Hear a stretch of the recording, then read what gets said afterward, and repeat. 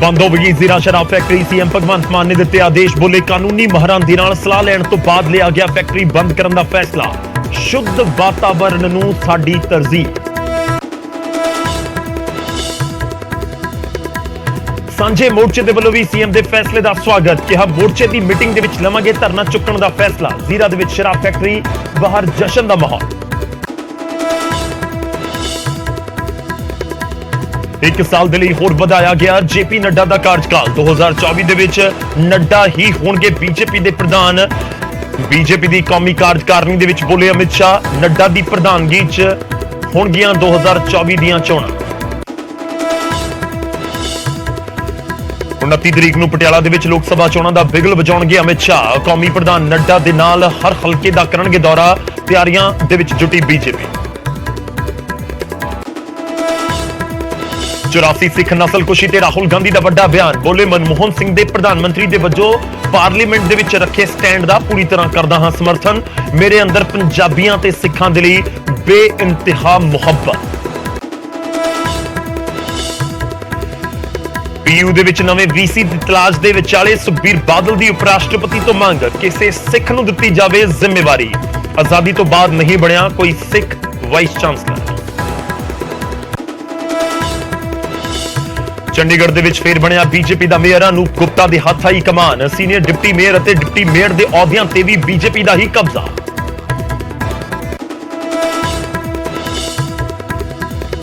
ਪਟਿਆਲਾ ਦੇ ਵਿੱਚ ਮਿਨੀ ਸਕੱਤਰੇਤ ਦੇ ਵਿੱਚ ਬਿਜਲੀ ਮੰਤਰੀ ਦਾ ਅਚਾਨਕ ਦੌਰਾ।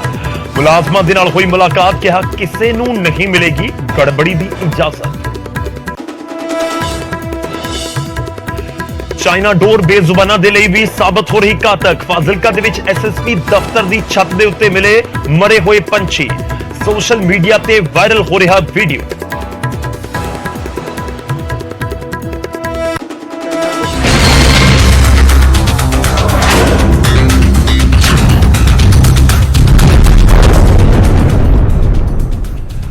ਸਤਿ ਸ੍ਰੀ ਅਕਾਲ, ਸਵਾਗਤ ਹੈ। ਗੌਰਵ ਸ਼ੁਕਲਾ ਮੈਂ ਹਾਂ ਤੁਹਾਡੇ ਨਾਲ ਹਾਜ਼ਰ ਹਾਂ। ਫਰਕ ਤਾਂ ਪੈਂਦਾ ਹੈ ਲੈ ਕੇ ਜਦੋਂ ਇੱਕ ਫੈਕਟਰੀ ਤੋਂ ਨਿਕਲ ਰਹੇ ਗੰਦੇ ਪਾਣੀ ਦੇ ਨਾਲ ਇਲਜ਼ਾਮ ਲਗਾਏ ਜਾ ਰਹੇ ਹੋਣ ਕਿ ਬਿਮਾਰੀਆਂ ਫੈਲ ਰਹੀਆਂ ਨੇ। ਇਲਜ਼ਾਮ ਲਗਾਏ ਜਾ ਰਹੇ ਹੋਣ ਕਿ ਇਸ ਦੀ ਵਜ੍ਹਾ ਦੇ ਨਾਲ ਲੋਕਾਂ ਦੀਆਂ ਮੌਤਾਂ ਤੱਕ ਹੋਈਆਂ ਨੇ ਤੇ ਇਸ ਵਿਚਾਲੇ ਸਰਕਾਰ ਫੈਸਲਾ ਲਵੇ ਫੈਕਟਰੀ ਦੇ ਉੱਤੇ ਜਿੰਦਰਾ ਜੜਨ ਦਾ। ਫਿਰ ਫਰਕ ਤਾਂ ਪੈਂਦਾ ਹੈ। ਜੀ ਹਾਂ, ਮੁੱਖ ਮੰਤਰੀ ਭਗਵੰਤ ਮਾਨ ਨੇ ਜ਼ੀਰਾ ਸ਼ਰਾਬ ਫੈਕਟਰੀ ਬੰਦ ਕਰਨ ਦੇ ਆਦੇਸ਼ ਦੇ ਦਿੱਤੇ।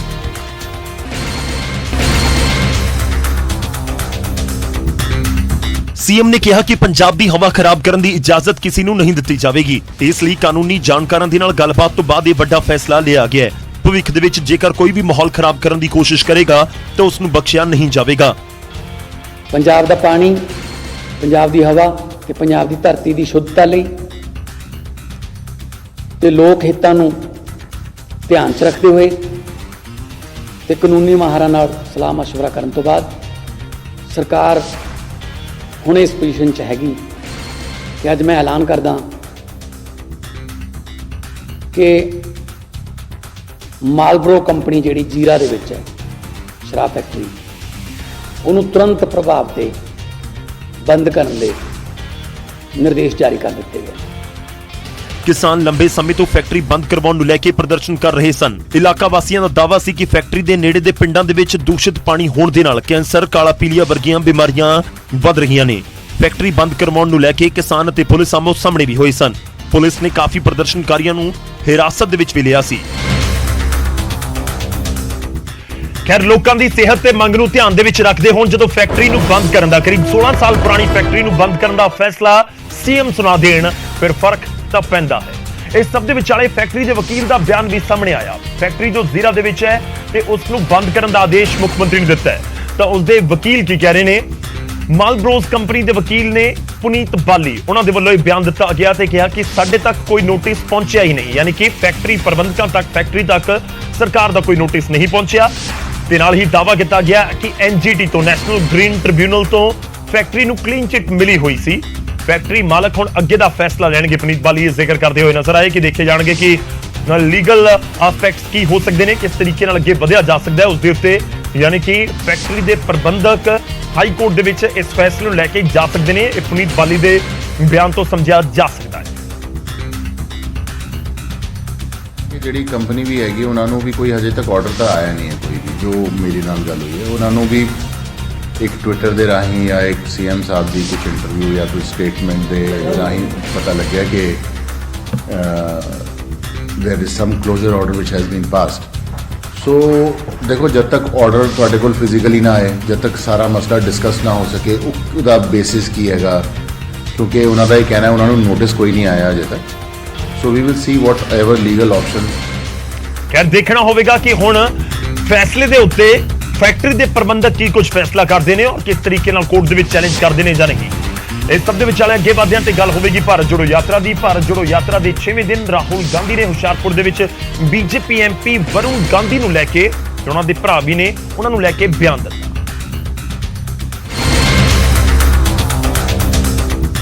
ਰਾਹੁਲ ਨੇ ਕਿਹਾ ਕਿ ਉਹ ਵਰੁਣ ਗਾਂਧੀ ਨੂੰ ਗਲੇ ਲਗਾ ਸਕਦੇ ਨੇ ਪਰ ਉਹਨਾਂ ਦੀ ਵਿਚਾਰਧਾਰਾ ਦੇ ਖਿਲਾਫ ਨਹੀਂ। ਰਾਹੁਲ ਬੋਲੇ ਕਿ ਉਹ ਆਰਐਸਐਸ ਦੇ ਦਫ਼ਤਰ ਨਹੀਂ ਜਾ ਸਕਦੇ, ਇਸ ਦੇ ਲਈ ਉਹਨਾਂ ਦੀ ਗਰਦਨ ਕੱਟਣੀ ਹੋਵੇਗੀ। मैं आरएसएस के ऑफिस में कभी नहीं जा सकता। आप मेरा आपको गला काटना पड़ेगा। मेरा जो परिवार है उसकी एक विचारधारा है। मैं जरूर प्यार से मिल सकता हूं, गले लग सकता हूं, मगर उस विचारधारा को मैं एक्सेप्ट नहीं कर सकता। पंजाब कांग्रेस की गुटबाजी के उत्ते राहुल गांधी ने कहा कि विधान सभा चोणां दे विच हार कलेश के कारण नहीं बल्कि सत्ता विरोधी लहर की वजह नाल होई अते अगली बार सत्ता दे विच असीं जरूर वापसी करांगे। पिछले चुनाव में काफ़ी एंटी इनकम्बेंसी थी, ज़रूर लीडरशिप के बीच में इश्यूज होती थी, बट ये आसानी से मैनेजेबल इश्यूज हैं और आइंदा ये आने वाले समय में ये इश्यूज नहीं होंगी। तो जो एंटी इनकम्बेंसी जो फीलिंग कांग्रेस पार्टी के खिलाफ थी वो अब गायब हो गई। आसानी से यहाँ पे हम अगली गवर्नमेंट फॉर्म करेंगे। 84 दंगिਆਂ ਨੂੰ ਲੈ ਕੇ ਵੀ ਰਾਹੁਲ ਗਾਂਧੀ ਨੇ ਕਿਹਾ ਕਿ ਪ੍ਰਧਾਨ ਮੰਤਰੀ ਦੇ ਤੌਰ ਦੇ ਉੱਤੇ ਪਾਰਲੀਮੈਂਟ ਦੇ ਵਿੱਚ ਮਨਮੋਹਨ ਸਿੰਘ ਦੇ ਸਟੈਂਡ ਦਾ ਮੈਂ ਪੂਰਾ ਸਮਰਥਨ ਕਰਦਾ ਹਾਂ। ਮੈਨੂੰ ਪੰਜਾਬੀਆਂ ਅਤੇ ਸਿੱਖਾਂ ਦੇ ਨਾਲ ਬੇਇੰਤਹਾ ਪਿਆਰ ਹੈ।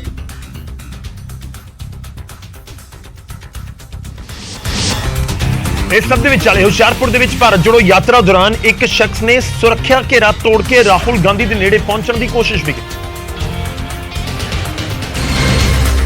ਤੇ ਮੰਗਲਵਾਰ ਨੂੰ ਜਦੋਂ ਰਾਹੁਲ ਗਾਂਧੀ ਦਸੂਹਾ ਦੇ ਵਿੱਚੋਂ ਲੰਘ ਰਹੇ ਸਨ ਤਾਂ ਇੱਕਦਮ ਇੱਕ ਵਿਅਕਤੀ ਸੁਰੱਖਿਆ ਦਾ ਘੇਰਾ ਤੋੜਦੇ ਹੋਏ ਰਾਹੁਲ ਗਾਂਧੀ ਤੱਕ ਪਹੁੰਚ ਗਿਆ ਤੇ ਰਾਹੁਲ ਨੂੰ ਜੱਫੀ ਪਾਉਣ ਦੀ ਕੋਸ਼ਿਸ਼ ਕੀਤੀ, ਜਿਸ ਨੂੰ ਰਾਜਾ ਵੜਿੰਗ ਨੇ ਧੱਕਾ ਮਾਰ ਕੇ ਪਾਸੇ ਕਰ ਦਿੱਤਾ। ਤਾਂ ਸੁਰੱਖਿਆ 'ਚ ਕੁਤਾਹੀ ਦਾ ਜ਼ਿਕਰ ਹੋ ਰਿਹਾ ਸੀ, ਪਰ ਜਦੋਂ ਸਵਾਲ ਰਾਹੁਲ ਗਾਂਧੀ ਨੂੰ ਕੀਤਾ ਗਿਆ ਤਾਂ ਉਹਨਾਂ ਨੇ ਕਿਹਾ ਕਿ ਇਹ ਸੁਰੱਖਿਆ 'ਚ ਕੁਤਾਹੀ ਨਹੀਂ ਬਲਕਿ ਉਹ ਸ਼ਖਸ ਬੇहद ਉਤਸ਼ਾਹਿਤ ਸੀ। Someone came to hug me. I don't know why you're calling that a lapse. I think the person was, he was checked by the security people. He was a bit overexcited. It's not a problem. It happens. It happens quite often. There's quite a lot of enthusiasm in the yatra.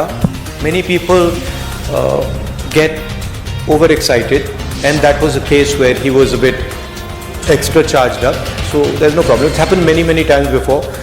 I wouldn't call that a security lapse. ਯਾਤਰਾ ਦੌਰਾਨ ਸੁਰੱਖਿਆ ਮੁਲਾਜ਼ਮ ਉਹਨਾਂ ਦੇ ਆਸੇ-ਪਾਸੇ ਘੇਰਾ ਬਣਾ ਕੇ ਚੱਲਦੇ ਨੇ ਤੇ ਘੇਰੇ ਦੇ ਅੰਦਰ ਕਾਂਗਰਸ ਦੇ ਸੀਨੀਅਰ ਆਗੂਆਂ ਸਣੇ ਉਹਨਾਂ ਲੋਕਾਂ ਨੂੰ ਪੈਦਲ ਚੱਲਣ ਦੀ ਇਜਾਜ਼ਤ ਹੁੰਦੀ ਹੈ ਜਿਨ੍ਹਾਂ ਦੇ ਆਈਡੀ ਕਾਰਡ ਦੇ ਉੱਤੇ ਆਲ ਐਕਸੈਸ ਲਿਖਿਆ ਹੁੰਦਾ ਹੈ ਜਾਂ ਕਿਸੇ ਅਜਿਹੇ ਸ਼ਖਸ ਨੂੰ ਇਜਾਜ਼ਤ ਮਿਲਦੀ ਹੈ ਜਿਸ ਨੂੰ ਰਾਹੁਲ ਗਾਂਧੀ ਆਪਣੇ ਨਾਲ ਲੈ ਕੇ ਤੁਰਨਾ ਚਾਹੁੰਦੇ ਹੋਣ। ਖੈਰ ਰਾਹੁਲ ਗਾਂਧੀ ਕਹਿ ਰਹੇ ਨੇ ਕਿ ਸੁਰੱਖਿਆ ਦੇ ਵਿੱਚ ਕੋਈ ਕੁਤਾਹੀ ਨਹੀਂ ਹੈ ਬਲਕਿ ਕੋਈ ਓਵਰ ਐਕਸਾਈਟਡ ਸੀ ਅਤੇ ਉਤਸ਼ਾਹਿਤ ਸੀ, ਇਸ ਕਰਕੇ ਉਹ ਨੇੜੇ ਪਹੁੰਚ ਗਿਆ। ਖੈਰ ਜਦੋਂ ਭੀੜ ਦੇ ਵਿਚਾਲੇ ਸੁਰੱਖਿਆ ਕਰਮੀਆਂ ਨੂੰ ਪਿੱਛੇ ਕਰਦੇ ਹੋਏ ਕੋਈ ਰਾਹੁਲ ਗਾਂਧੀ ਤੱਕ ਪਹੁੰਚ ਜਾਵੇ, ਉਹਨੂੰ ਜੱਫੀ ਪਾਉਣ ਦੀ ਕੋਸ਼ਿਸ਼ ਕਰੇ, ਫਿਰ ਫਰਕ ਤਾਂ ਪੈਂਦਾ ਹੈ।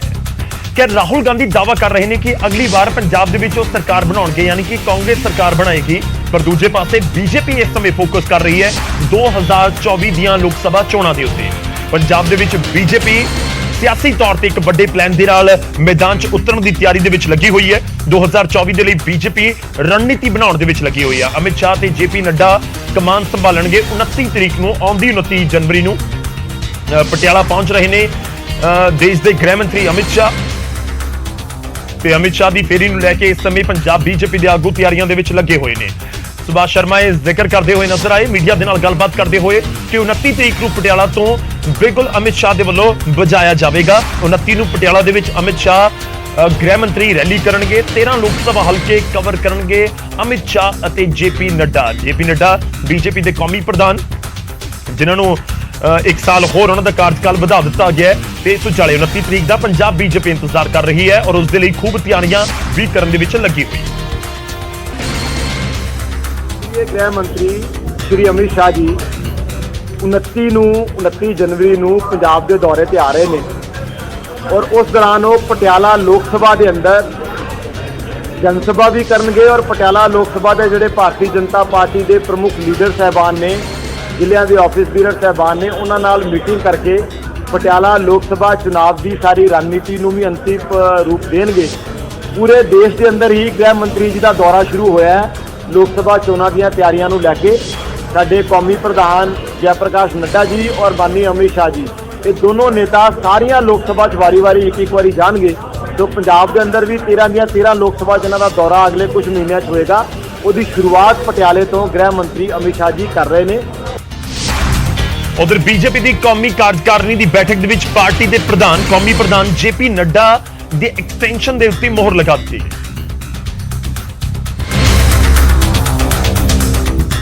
ਨੱਡਾ ਦਾ ਕਾਰਜਕਾਲ ਅਗਲੇ 1 ਸਾਲ ਦਾ ਜੂਨ ਤੱਕ ਵਧਾ ਦਿੱਤਾ ਗਿਆ ਹੈ। ਨੱਡਾ ਨੂੰ ਜੂਨ 2019 ਦੇ ਵਿੱਚ ਕਾਰਜਕਾਰੀ ਪ੍ਰਧਾਨ ਬਣਾਇਆ ਗਿਆ ਸੀ। ਇਸ ਤੋਂ ਬਾਅਦ 20 ਜਨਵਰੀ 2020 ਨੂੰ ਉਹਨਾਂ ਨੂੰ ਕੌਮੀ ਪ੍ਰਧਾਨ ਬਣਾ ਦਿੱਤਾ ਗਿਆ। ਨੱਡਾ ਦਾ ਕਾਰਜਕਾਲ 20 ਜਨਵਰੀ ਨੂੰ ਖਤਮ ਹੋਣ ਜਾ ਰਿਹਾ ਸੀ।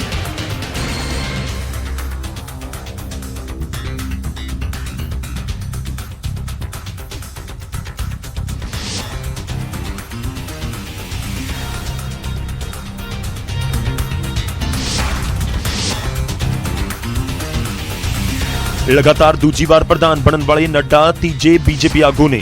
ਇਸ ਤੋਂ ਪਹਿਲਾਂ ਲਾਲ ਕ੍ਰਿਸ਼ਨ ਅਡਵਾਨੀ ਅਤੇ ਅਮਿਤ ਸ਼ਾਹ ਲਗਾਤਾਰ ਦੂਜੀ ਵਾਰ ਪ੍ਰਧਾਨ ਬਣੇ ਸਨ। ਹਾਲਾਂਕਿ ਰਾਜਨਾਥ ਸਿੰਘ ਵੀ 2 ਵਾਰ ਪਾਰਟੀ ਦੇ ਪ੍ਰਧਾਨ ਬਣੇ ਸਨ, ਪਰ ਉਹਨਾਂ ਦਾ ਕਾਰਜਕਾਲ ਲਗਾਤਾਰ ਨਹੀਂ ਸੀ। ਤਾਂ 2014 ਦੇ ਵਿੱਚ ਜਿੱਤ, 2019 ਦੇ ਵਿੱਚ ਜਿੱਤ ਸਰਕਾਰ ਬੀਜੇਪੀ ਨੇ ਦੇਸ਼ ਦੇ ਵਿੱਚ ਬਣਾਈ ਤੇ ਇਸ ਵਾਰ ਹੈਟ੍ਰਿਕ ਦੇ ਮੂਵ ਦੇ ਨਾਲ ਬੀਜੇਪੀ ਅੱਗੇ ਵਧ ਰਹੀ ਹੈ ਤੇ ਅਗਵਾਈ ਹੋਵੇਗੀ ਕੌਮੀ ਪ੍ਰਧਾਨ ਜੇਪੀ ਨੱਡਾ ਦੀ। ਉਧਰ ਦਿੱਲੀ ਸਰਕਾਰ ਅਤੇ ਲੈਫਟੀਨੈਂਟ ਗਵਰਨਰ ਯਾਨੀ LG ਮੁੜ ਤੋਂ ਆਮੋ ਸਾਹਮਣੇ ਨਜ਼ਰ ਆ ਰਹੇ ਨੇ। ਵਿਧਾਨ ਸਭਾ ਦੇ ਅੰਦਰ ਅਰਵਿੰਦ ਕੇਜਰੀਵਾਲ LG ਦੇ ਉੱਤੇ ਖੂਬ ਵਰਦੇ ਹੋਏ ਨਜ਼ਰ ਆਏ। ਦਿੱਲੀ ਦੇ ਮੁੱਖ ਮੰਤਰੀ ਅਰਵਿੰਦ ਕੇਜਰੀਵਾਲ ਨੇ ਵਿਧਾਨ ਸਭਾ ਦੇ ਵਿੱਚ ਕਿਹਾ ਕਿ LG ਸਾਡੇ ਸਿਰ ਦੇ ਉੱਤੇ ਆ ਕੇ ਬੈਠ ਗਏ ਨੇ। ਅਸੀਂ ਟੀਚਰਸ ਨੂੰ ਟ੍ਰੇਨਿੰਗ ਦੇ ਲਈ ਫਿਨਲੈਂਡ ਭੇਜਣਾ ਚਾਹੁੰਦੇ ਸੀ ਤਾਂ ਕਿ ਬੱਚਿਆਂ ਨੂੰ ਚੰਗੀ ਸਿੱਖਿਆ ਮਿਲ ਸਕੇ, ਪਰ LG ਵਿਨੇ ਕੁਮਾਰ सक्सेना ਟੀਚਰਾਂ ਨੂੰ ट्रेनिंग के लिए जान तो रोक रहे हैं। वो सुप्रीम कोर्ट के हुक्म नहीं मान रहे। लोगों का पैसा, लोगों के बच्चे, अपने पैसे से लोग अपने बच्चों को ट्रेनिंग के लिए देते हैं। ये क्या कहते हैं पराए घर में अब्दुल्ला दीवाना, ये LG कौन हो गया? कौन है LG? कहां से आ गया LG? किस बात का LG? कौन LG? कौन लेफ्टिनेंट गवर्नर? हमारे सर पे बैठ गया आके लेफ्टिनेंट गवर्नर। अब वो तय करेंगे कि हम अपने बच्चों को कहां पढ़ाएंगे। दरअसल दिल्ली सरकार अपने टीचर्स ਨੂੰ ट्रेनिंग ਦੇ ਲਈ ਫਿਨਲੈਂਡ ਭੇਜਣਾ ਚਾਹੁੰਦੀ ਹੈ। ਆਮ ਆਦਮੀ ਪਾਰਟੀ ਨੇ ਇਲਜ਼ਾਮ ਲਗਾਇਆ ਕਿ LG सक्सेना ਨੇ ਇਸ ਫੈਸਲੇ ਦੇ ਉੱਤੇ ਰੋਕ ਲਗਾ ਦਿੱਤੀ ਹੈ। ਅਜਿਹਾ ਕਰਨ ਵਾਲੇ LG ਹੁੰਦੇ ਕੌਣ ਨੇ ਕਿ ਉਹ ਸਾਨੂੰ ਸਿਖਾਉਣਗੇ ਕਿ ਸਾਡੇ ਬੱਚਿਆਂ ਨੂੰ ਕਿਵੇਂ ਪੜਾਉਣਾ ਹੈ। ਖੈਰ ਦੋਵੇਂ ਸੰਵਿਧਾਨਿਕ ਅਹੁਦੇ ਨੇ ਤੇ ਆਮੋ ਸਾਹਮਣੇ ਲਗਾਤਾਰ ਨਜ਼ਰ ਆਉਂਦੇ ਨੇ ਦਿੱਲੀ ਦੇ ਮੁੱਖ ਮੰਤਰੀ ਤੇ ਦਿੱਲੀ ਦੇ LG ਵੀ। ਖੈਰ ਜਦੋਂ ਦੋ ਵੱਡੇ ਅਹੁਦਿਆਂ ਦੇ ਉੱਤੇ ਬੈਠੇ ਨੁਮਾਇੰਦੇ ਇੱਕ ਦੂਜੇ ਦੇ ਉੱਤੇ ਤਿੱਖੇ ਸ਼ਬਦੀ ਹਮਲੇ ਕਰਨ, ਵਾਰ ਕਰਨ, ਫਿਰ ਫਰਕ ਤਾਂ ਪੈਂਦਾ। ਹੁਣ ਅੱਗੇ ਵਧਦੇ ਤੇ ਵਾਰੀ ਅੱਜ ਦੇ ਸਵਾਲ ਦੀ। ਅੱਜ ਦਾ ਸਵਾਲ ਦਿੱਲੀ ਦੇ LG ਦੇ ਨਾਲ ਹੀ ਜੁੜਿਆ ਹੋਇਆ। ਖੂਬ ਚਰਚਾ ਇਸ ਸਮੇਂ ਦਿੱਲੀ ਦੇ LG ਔਰ ਦਿੱਲੀ ਦੇ ਮੁੱਖ ਮੰਤਰੀ ਦੇ ਵਿਚਾਲੇ ਜਿਹੜੀ ਸ਼ਬਦੀ ਜੰਗ ਜਾਰੀ ਹੈ ਉਸ ਨੂੰ ਲੈ ਕੇ ਹੋ ਰਹੀ ਹੈ। ਇਸ ਕਰਕੇ ਸਾਡਾ ਅੱਜ ਦਾ ਸਵਾਲ ਦਿੱਲੀ ਦੇ LG ਨਾਲ ਹੀ ਜੁੜਿਆ ਹੋਇਆ। ਦਿੱਲੀ ਦੇ ਪਹਿਲੇ LG ਕੌਣ ਸਨ? 4 ਆਪਸ਼ਨ ਤੁਹਾਨੂੰ ਦੇ ਰਿਹਾ। A Jagmohan Malhotra, B Vijay Kapoor, C A N ਝਾ ਜਾਂ ਆਪਸ਼ਨ D ਰੋਮੇਸ਼ ਪੰਡਾਰੀ। ਤਾਂ ਸਹੀ ਆਪਸ਼ਨ ਕੀ ਹੈ ਅਸੀਂ ਤੁਹਾਨੂੰ ਦੱਸਾਂਗੇ ਇਸ ਪੂਰੇ ਸਵਾਲ ਦੇ ਜਵਾਬ ਦੇ ਨਾਲ, ਪੂਰੀ ਜਾਣਕਾਰੀ ਦੇ ਨਾਲ ਇਸ ਪ੍ਰੋਗਰਾਮ ਦੇ ਦੌਰਾਨ। ਤਾਂ ਦਿੱਲੀ ਦੇ ਪਹਿਲੇ LG ਕੌਣ ਬਣੇ ਸਨ, ਕਦੋਂ ਉਹ ਬਣੇ ਤੇ ਹੋਰ ਕੀ ਕੁਝ ਜਾਣਕਾਰੀ ਇਸ ਸਵਾਲ ਦੇ ਨਾਲ ਜੁੜੀ ਹੋਈ ਇਸ ਪ੍ਰੋਗਰਾਮ ਦੇ ਦੌਰਾਨ ਅਸੀਂ ਤੁਹਾਡੇ ਤੱਕ, ਆਪਣੇ ਦਰਸ਼ਕਾਂ ਤੱਕ ਪਹੁੰਚਾਵਾਂਗੇ।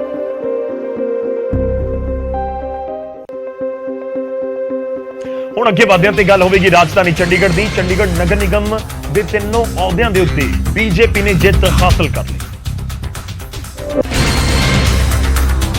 ਮੇਅਰ ਅਤੇ ਸੀਨੀਅਰ ਡਿਪਟੀ ਮੇਅਰ ਅਹੁਦੇ ਦੇ ਉੱਤੇ ਆਮ ਆਦਮੀ ਪਾਰਟੀ ਸਿਰਫ ਇੱਕ ਵੋਟ ਦੇ ਨਾਲ ਹਾਰ ਗਈ। VOTING ਦੇ ਵਿੱਚ ਕੁੱਲ 29 ਵੋਟਾਂ ਪਈਆਂ। ਇਸ ਦੇ ਵਿੱਚੋਂ ਬੀਜੇਪੀ ਨੂੰ 15 ਤੇ ਆਮ ਆਦਮੀ ਪਾਰਟੀ ਨੂੰ 14 ਵੋਟਾਂ ਮਿਲੀਆਂ। ਕੋਈ ਕ੍ਰਾਸ VOTING ਨਹੀਂ ਹੋਈ। ਬੀਜੇਪੀ ਦੇ ਅਨੂਪ ਗੁਪਤਾ ਨਵੇਂ ਮੇਅਰ ਬਣ ਗਏ। ਉਹਨਾਂ ਨੇ ਆਮ ਆਦਮੀ ਪਾਰਟੀ ਦੇ ਜਸਬੀਰ ਲਾਡੀ ਨੂੰ ਸਿਰਫ ਇੱਕ ਵੋਟ ਨਾਲ ਹਰਾ ਦਿੱਤਾ। ਕਾਂਗਰਸ ਅਤੇ ਅਕਾਲੀ ਦਲ ਦੇ ਕਾਉਂਸਲਰ VOTING ਤੋਂ ਗੈਰ ਹਾਜ਼ਰ ਰਹੇ। ਬੀਜੇਪੀ ਦੀ ਜਿੱਤ ਦੇ ਵਿੱਚ ਇੱਕ ਵੋਟ MP किरण खेर ਦਾ ਵੀ ਰਿਹਾ। Door to door garbage collection में इम्प्रूवमेंट, मैकेनाइज्ड पार्किंग, उसके बाद जो गांव के अंदर सीवरेज और सड़कों का काम है, जो 13 गांव हमारे अंदर आए थे, उसको हम जल्दी से जल्दी इसी साल पूरा करेंगे। ਸੀਨੀਅਰ ਡਿਪਟੀ ਮੇਅਰ ਦੇ ਅਹੁਦੇ ਉੱਤੇ ਵੀ ਬੀਜੇਪੀ ਨੂੰ ਜਿੱਤ ਹਾਸਲ ਹੋਈ। ਇਸ ਦੀਆਂ ਚੋਣਾਂ ਦੇ ਵਿੱਚ ਵੀ ਕੁੱਲ 29 ਵੋਟ ਪਏ। ਬੀਜੇਪੀ ਦੇ ਕੰਵਰਜੀਤ ਰਾਣਾ ਨੂੰ 15, ਆਮ ਆਦਮੀ ਪਾਰਟੀ ਦੀ ਤਰੁਣਾ ਮਹਿਤਾ ਨੂੰ 14 ਵੋਟਾਂ ਮਿਲੀਆਂ। ਉੱਥੇ ਡਿਪਟੀ ਮੇਅਰ ਦੇ ਅਹੁਦੇ ਉੱਤੇ ਬੀਜੇਪੀ ਦੇ ਹਰਜੀਤ ਸਿੰਘ ਨੇ ਆਮ ਆਦਮੀ ਪਾਰਟੀ ਦੀ ਸੁਮਨ ਸ਼ਰਮਾ ਨੂੰ ਹਰਾ ਦਿੱਤਾ। 35 ਕਾਉਂਸਲਰ ਚੁਣੇ ਜਾਂਦੇ ਨੇ ਚੰਡੀਗੜ੍ਹ ਦੇ ਵਿੱਚ ਜਦੋਂ ਨਿਗਮ ਦੀਆਂ ਚੋਣਾਂ ਹੁੰਦੀਆਂ ਨੇ। 35 ਦੇ ਨਾਲ ਇੱਕ ਜਿਹੜੀ MP ਹੋਣਗੇ ਜਿਹੜੇ ਚੰਡੀਗੜ੍ਹ ਦੇ, ਉਹਨਾਂ ਦੀ ਵੀ ਵੋਟ ਕਾਊਂਟ ਹੁੰਦੀ ਹੈ, ਯਾਨੀ ਟੋਟਲ 36। ਉਸ ਦੇ ਵਿੱਚੋਂ ਕਾਂਗਰਸ ਦੇ 6 ਅਤੇ ਇੱਕ ਅਕਾਲੀ ਦਲ ਦਾ ਨੁਮਾਇੰਦਾ ਜੋ ਕਾਉਂਸਲਰ ਸੀ ਗੈਰ ਹਾਜ਼ਰ ਰਿਹਾ। ਬਾਕੀ 29 ਦੇ ਵਿੱਚੋਂ 15 ਵੋਟਾਂ ਬੀਜੇਪੀ ਦੇ ਖਾਤੇ ਪੈ ਗਈਆਂ। ਅੱਗੇ ਵਧਦਿਆਂ ਤੇ ਗੱਲ ਹੁਣ ਸੁਖਬੀਰ ਸਿੰਘ ਬਾਦਲ ਦੇ ਵੱਲੋਂ ਕੀਤੀ ਗਈ ਮੰਗ ਦੀ। ਸੁਖਬੀਰ ਸਿੰਘ ਬਾਦਲ ਸ਼੍ਰੋਮਣੀ ਅਕਾਲੀ ਦਲ ਦੇ ਪ੍ਰਧਾਨ ਉਪ ਰਾਸ਼ਟਰਪਤੀ ਤੋਂ ਮੰਗ ਕਰ ਰਹੇ ਨੇ ਕਿ ਇਸ ਵਾਰ ਪੰਜਾਬ ਯੂਨੀਵਰਸਿਟੀ ਚੰਡੀਗੜ੍ਹ ਦਾ ਵਾਈਸ ਚਾਂਸਲਰ ਕਿਸੇ ਸਿੱਖ ਨੂੰ ਲਗਾਇਆ ਜਾਵੇ। ਸੁਖਬੀਰ ਬਾਦਲ ਨੇ ਜ਼ਿਕਰ ਕੀਤਾ ਕਿ 76 ਸਾਲ ਤੋਂ ਕਿਸੇ ਸਿੱਖ ਨੂੰ VC ਦੀ ਜ਼ਿੰਮੇਵਾਰੀ ਨਹੀਂ ਦਿੱਤੀ ਗਈ ਹੈ, VC ਨਹੀਂ ਲਗਾਇਆ ਗਿਆ, ਤਾਂ ਇਸ ਵਾਰ ਇਸ ਚੀਜ਼ ਦਾ ਧਿਆਨ ਰੱਖਿਆ ਜਾਵੇ ਕਿਉਂਕਿ ਪੰਜਾਬ ਯੂਨੀਵਰਸਿਟੀ ਪੰਜਾਬ ਨੂੰ ਰਿਪਰੈਜ਼ੈਂਟ ਕਰਦੀ ਹੈ। ਇਸ ਕਰਕੇ ਜ਼ਰੂਰੀ ਹੈ ਕਿ ਉੱਥੇ VC ਸਿੱਖ ਹੋਵੇ। ਸੁਖਬੀਰ ਨੇ ਉਪ ਰਾਸ਼ਟਰਪਤੀ ਨੂੰ ਚਿੱਠੀ ਲਿਖੀ ਹੈ, ਮੰਗ ਕੀਤੀ ਹੈ। ਯੂਨੀਵਰਸਿਟੀ ਦੇ ਵਿੱਚ ਵੱਖ-ਵੱਖ ਪੱਧਰ ਦੇ ਉੱਤੇ ਫਿਰਕੂ ਵਿਤਕਰਾ ਹੁੰਦਾ ਹੈ ਜਾਂ ਹੋ ਰਿਹਾ ਹੈ। 36 ਨਾਮਜ਼ਦ ਸੈਨੇਟ ਮੈਂਬਰਾਂ ਦੇ ਵਿੱਚ ਸਿਰਫ 2 ਸਿੱਖ ਮੈਂਬਰ ਨੇ। ਇਹ ਵੀ ਮੁੱਦਾ ਚੁੱਕਿਆ ਗਿਆ ਸੁਖਬੀਰ ਸਿੰਘ ਬਾਦਲ ਹੋਰਾਂ ਦੇ ਵੱਲ।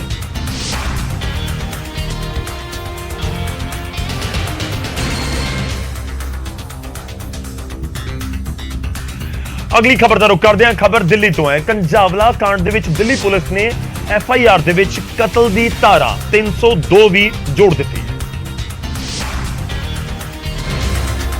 ਇਸ ਮਾਮਲੇ ਦੇ ਵਿੱਚ 5 ਮੁੱਖ ਮੁਲਜ਼ਮ ਪੁਲਿਸ ਕਸਟਡੀ ਦੇ ਵਿੱਚ ਨੇ। ਉੱਥੇ 2 ਮੁਲਜ਼ਮਾਂ ਨੂੰ ਜ਼ਮਾਨਤ ਮਿਲ ਚੁੱਕੀ ਹੈ।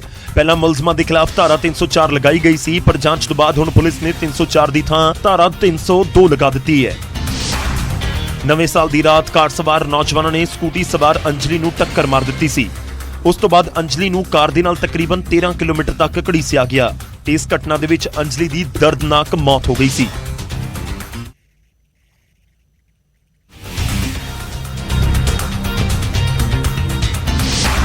ਤਾਂ ਹੁਣ ਇਸ ਪੂਰੇ ਕੇਸ ਦੇ ਵਿੱਚ 302 ਵੀ ਜੋੜ ਦਿੱਤੀ ਗਈ ਹੈ, ਯਾਨੀ ਕਿ ਕਤਲ ਦੀ ਧਾਰਾ ਜੋੜ ਦਿੱਤੀ ਗਈ ਹੈ। ਕੰਝਾਵਲਾ ਮਰਡਰ ਕੇਸ ਬਣਾ ਦਿੱਤਾ ਗਿਆ ਹੈ। ਕਹੀਏ ਕਿ ਮਰਡਰ ਕੇਸ ਵਾਲੀਆਂ ਧਾਰਾਵਾਂ ਹੁਣ ਜੁੜ ਚੁੱਕੀਆਂ ਨੇ। ਅਗਲੀ ਖਬਰ ਦਾ ਰੁਖ ਕਰਦੇ ਹਾਂ। ਮੋਹਾਲੀ RPG ਅਟੈਕ ਕੇਸ ਦੇ ਵਿੱਚ ਗ੍ਰਿਫਤਾਰ ਨਾਬਾਲਗ ਨੂੰ ਬਾਲਗ ਮੰਨਿਆ ਜਾਵੇਗਾ। ਅਦਾਲਤ ਦੇ ਵੱਲੋਂ ਇਹ ਆਦੇਸ਼ ਦਿੱਤੇ ਗਏ।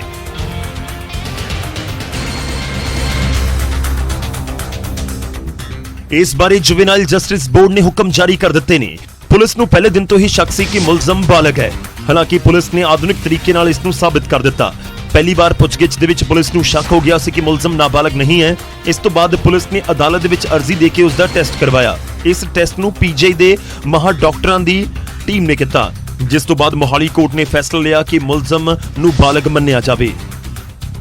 ਜਿਹੜਾ ਦਿਵਿਆਂਸ਼ੂ ਹੈ ਉਸ ਤੋਂ ਹੁਣ ਪੁੱਛਗਿੱਛ ਕੀਤੀ ਜਾਏਗੀ ਬਾਲਿਗ ਦੇ ਤੌਰ ਤੇ, ਜਿਸ ਤਰ੍ਹਾਂ ਦੀ ਪੁੱਛਗਿੱਛ ਹੁੰਦੀ, ਕਿਉਂਕਿ ਨਾਬਾਲਿਗ ਦੇ ਜਿਹੜੇ ਪ੍ਰੋਟੋਕਾਲਸ ਹੁੰਦੇ, ਜਿਹੜੇ ਪੁੱਛਗਿੱਛ ਦਾ ਜਾਂ ਫਿਰ ਕਿਸੇ ਵੀ ਤਰ੍ਹਾਂ ਦੀ ਗੱਲਬਾਤ ਦਾ ਜਿਹੜਾ ਹੁੰਦਾ ਹੈ ਉਹ ਪੂਰਾ ਪ੍ਰੋਟੋਕਾਲ ਦੇ ਹਿਸਾਬ ਨਾਲ ਹੁੰਦਾ ਹੈ। ਲੇਕਿਨ ਹੁਣ ਪੰਜਾਬ ਪੁਲਿਸ ਦਿਵਿਆਂਸ਼ੀ ਤੋਂ ਪੁੱਛਗਿੱਛ ਕਰੇਗੀ। ਜਿਹੜੇ ਬਾਲਿਗ ਤੋਂ ਜਿਸ ਤਰ੍ਹਾਂ ਦੀ ਐਕਿਊਜ਼ ਤੋਂ ਪੁੱਛਗਿੱਛ ਕੀਤੀ ਜਾਂਦੀ ਹੈ ਉਹ ਸਾਰੀ ਜਿਹੜੀ ਹੈਗੀ ਹੈ ਪੂਰਾ ਕੀਤਾ ਜਾਏਗਾ। ਪੁਲਿਸ 9 ਮਈ ਦੀ ਰਾਤ ਮੋਹਾਲੀ ਇੰਟੈਲੀਜੈਂਸ ਹੈੱਡਕੁਆਰਟਰ ਦੇ ਵਿੱਚ ਹੋਏ RPG ਹਮਲੇ 'ਚ ਕੋਰਟ 'ਚ ਚਾਰਜਸ਼ੀਟ ਦਾਖਲ ਕਰ ਚੁੱਕੀ ਹੈ। ਜਾਂਚ ਦੇ ਵਿੱਚ ਇਹ ਵੀ ਸਾਹਮਣੇ ਆਇਆ ਸੀ ਕਿ ਦਹਿਸ਼ਤਗਰਦ ਰਿੰਦਾ ਨੇ ਇਸ ਕੇਸ ਦੇ ਵਿੱਚ ਫੜੇ ਗਏ ਨਾਬਾਲਗ ਨੂੰ ਹਮਲੇ ਦੇ ਲਈ ਲੱਖਾਂ ਰੁਪਏ ਦਿੱਤੇ ਸਨ। ਨਾਬਾਲਗ ਪਹਿਲਾਂ ਗੈਂਗਸਟਰ ਲਾਰੈਂਸ ਦੇ ਲਈ ਕੰਮ ਕਰਦਾ ਸੀ, ਉਸ ਤੋਂ ਬਾਅਦ ਉਹ ਰਿੰਦਾ ਦੇ ਲਈ ਕੰਮ ਕਰਨ ਲੱਗਿਆ। ਰਿੰਦਾ ਤੇ ਲਾਰੈਂਸ ਨੇ ਉਸ ਦੇ ਹੱਥੋਂ 2 ਟਾਰਗੇਟ ਕਿਲਿੰਗ ਵੀ ਕਰਵਾਈਆਂ। ਕਾਬਿਲੇ ਗੌਰ ਹੈ ਕਿ ਮੋਹਾਲੀ ਦੇ ਵਿੱਚ ਜਿਹੜਾ RPG ਅਟੈਕ ਹੋਇਆ ਸੀ ਉਸ ਦੇ ਵਿੱਚ ਇਸ ਨਾਬਾਲਿਗ, ਜਿਸ ਨੂੰ ਨਾਬਾਲਿਗ ਦੱਸਿਆ ਜਾ ਰਿਹਾ ਸੀ, ਉਸ ਨੂੰ UP ਦੇ ਮੁਜ਼ੱਫਰ ਨਗਰ ਤੋਂ ਗ੍ਰਿਫਤਾਰ ਕੀਤਾ ਗਿਆ ਸੀ। ਦਿਵਿਆਂਸ਼ੂ ਇਸ ਦਾ ਨਾਮ ਹੈ। ਹੁਣ ਨਾਮ ਵੀ ਇਸ ਕਰਕੇ ਸਾਹਮਣੇ ਆ ਚੁੱਕਿਆ ਹੈ ਕਿਉਂਕਿ ਅਦਾਲਤ ਨੇ ਇਸ ਨੂੰ ਬਾਲਿਗ ਮੰਨਿਆ ਹੈ। ਪਹਿਲਾਂ 9ਵੀਂ ਦਾ ਸਰਟੀਫਿਕੇਟ ਦਿਖਾ ਕੇ ਇਹ ਖੁਦ ਨੂੰ ਨਾਬਾਲਿਗ ਦੱਸਣ ਦੀ ਕੋਸ਼ਿਸ਼ ਕਰ ਰਿਹਾ ਸੀ। ਪਰ ਪੁਲਿਸ ਦੇ ਵੱਲੋਂ ਕਰਵਾਇਆ ਗਿਆ ਟੈਸਟ ਔਰ ਉਸ ਤੋਂ ਬਾਅਦ ਸਾਹਮਣੇ ਆ ਗਿਆ ਕਿ ਇਸ ਦੀ ਉਮਰ 18 ਸਾਲ ਤੋਂ ਜ਼ਿਆਦਾ ਹੈ। ਉਧਰ ਮੋਸਟ ਵਾਂਟਡ ਦਹਿਸ਼ਤਗਰਦ ਦਾਊਦ ਇਬਰਾਹਿਮ ਨੇ ਪਾਕਿਸਤਾਨ ਦੇ ਵਿੱਚ ਦੂਜਾ ਵਿਆਹ ਵੀ ਕਰਵਾਇਆ ਸੀ।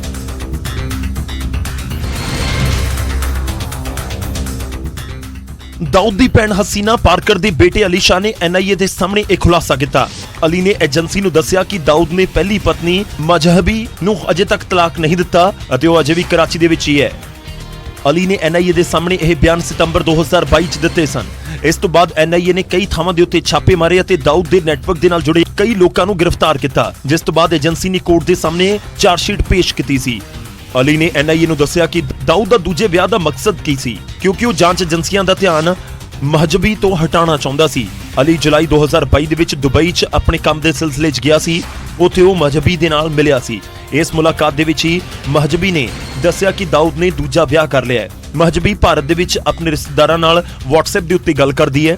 ਅਲੀ ਨੇ ਦੱਸਿਆ ਕਿ ਦਾਊਦ ਇਬਰਾਹਿਮ ਕਰਾਚੀ ਦੇ ਵਿੱਚ ਹੀ ਹੈ, ਜੋ ਗਾਜ਼ੀ ਬਾਬਾ ਦਰਗਾਹ ਦੇ ਕੋਲ ਡਿਫੈਂਸ ਏਰੀਆ ਦੇ ਵਿੱਚ ਰਹਿ ਰਿਹਾ ਹੈ। NIA ਨੇ ਦਾਅਵਾ ਕੀਤਾ ਸੀ ਕਿ ਦਾਊਦ ਹਵਾਲਾ ਦੇ ਜ਼ਰੀਏ ਵੱਡੀ ਰਕਮ ਉਹਨਾਂ ਮੁਲਜ਼ਮਾਂ ਨੂੰ ਭੇਜਦਾ ਰਹਿੰਦਾ ਹੈ ਜੋ ਭਾਰਤ ਦੇ ਵਿੱਚ ਡੀ ਕੰਪਨੀ ਦੀ ਦਹਿਸ਼ਤਗਰਦੀ ਸਾਜ਼ਿਸ਼ਾਂ ਦੇ ਵਿੱਚ ਮਦਦ ਕਰਦੇ ਨੇ। ਦਾਊਦ ਨੇ ਦੂਜਾ ਵਿਆਹ ਪਾਕਿਸਤਾਨੀ ਮਹਿਲਾ ਦੇ ਨਾਲ ਕੀਤਾ। ਉਹ ਮਹਿਲਾ ਪਠਾਨ ਹੈ। ਖੈਰ ਦਾਊਦ ਇਬਰਾਹਿਮ ਲਗਾਤਾਰ ਮੋਸਟ ਵਾਂਟਡ ਰਿਹਾ ਤੇ ਪਾਕਿਸਤਾਨ ਦੇ ਵਿੱਚ ਬੈਠ ਕੇ ਵੀ ਦਾਊਦ ਇਬਰਾਹਿਮ ਆਪਣੀਆਂ ਨਾਪਾਕ ਕੋਸ਼ਿਸ਼ਾਂ ਨੂੰ ਅੰਜਾਮ ਦਿੰਦਾ ਰਿਹਾ ਭਾਰਤ ਦੇ ਵਿੱਚ। ਅੱਗੇ ਵਧਦੇ ਹਾਂ, ਪੰਜਾਬ ਪੁਲਿਸ ਗੈਂਗਸਟਰਾਂ ਤੇ ਹੋਰ ਸ਼ਰਾਰਤੀ ਅੰਸਰਾਂ ਨੂੰ ਨੱਥ ਪਾਉਣ ਦੇ ਲਈ ਹੁਣ ਆਧੁਨਿਕ ਹਥਿਆਰਾਂ ਦੇ ਨਾਲ ਲੈਸ ਹੋਵੇਗੀ।